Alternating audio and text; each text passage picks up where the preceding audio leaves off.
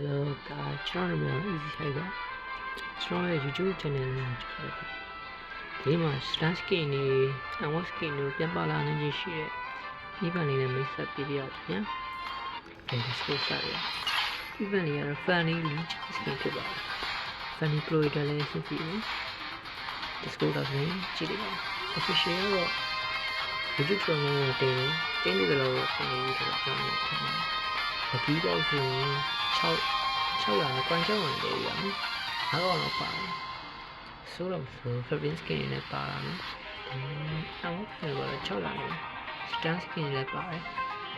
ဆိုတော့ကျွန်